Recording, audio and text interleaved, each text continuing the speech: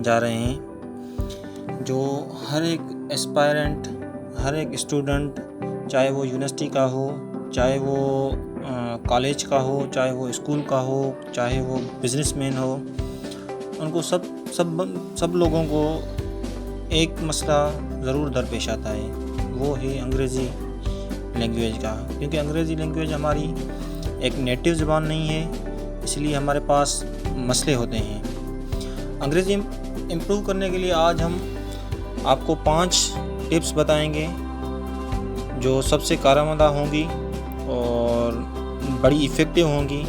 जिसमें सबसे पहले फर्स्ट जो टिप है, वो सबसे पहले जो हर चीज़ का बेसिक होता है, हर चीज़ की फाउंडेशन होती है, इसी तरह अंग्रेज़ी सीखने के लिए आपको जो है एक बेसिक या फाउंडेशन ज़रूरी है, जिसमें सबसे पहले ग्रामर है।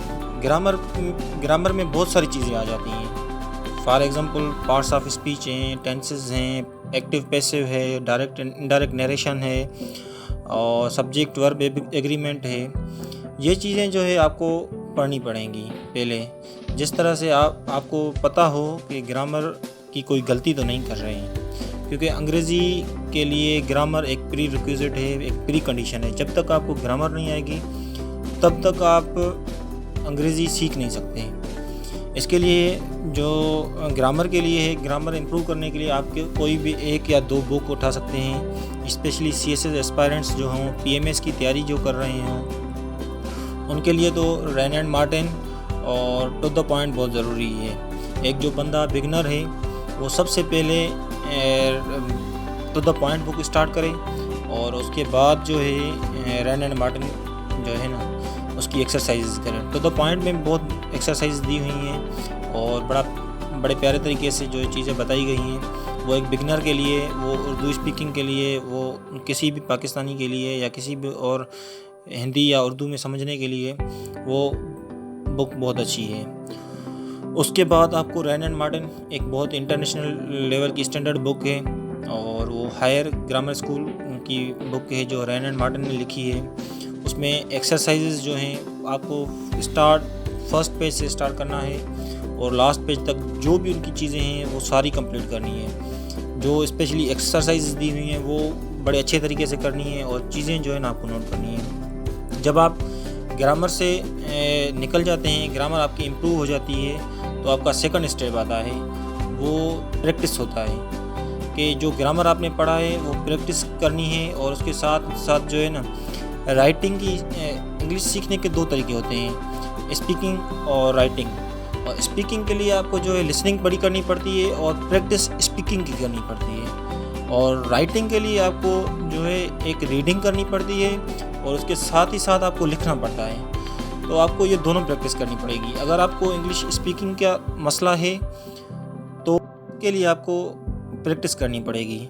जैसे स्पीकिंग है तो स्पीकिंग के लिए आपको स्पीकिंग इंग्लिश करनी पड़ेगी, आपको इंग्लिश लिसनिंग करनी पड़ेगी और स्पीकिंग करनी पड़ेगी। इसके लिए प्रैक्टिस, फॉर एग्जांपल अगर आप किसी दोस्त के साथ स्पीकिंग की प्रैक्टिस कर रहे हैं या किसी अपने सिबलिंग के साथ या कोई और जिसके साथ आप कंफर्टेबल हों, तो उसके साथ आप जो है स्पीकिंग की प्रैक्टिस कर सकते हैं। और रिटन की जो बात रही, तो रिटन के लिए जो है ना आपको पढ़ना पड़ेगा, पहली बात है। ये प्री रिक्विजिट है और प्री कंडीशन है। पढ़ने के बाद आपको जो है ना वो लिखना पड़ेगा।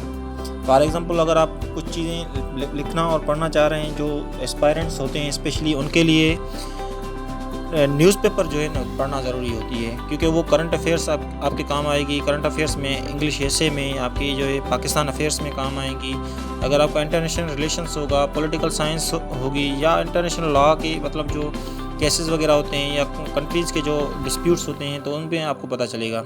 या जेंडर स्टडीज़ होती है तो उनके लिए भी आपको जो है ना वो अखबार पढ़नी पड़ती है। मोस्ट रिकमेंडेड जो न्यूज़पेपर है वो डॉन न्यूज़ है।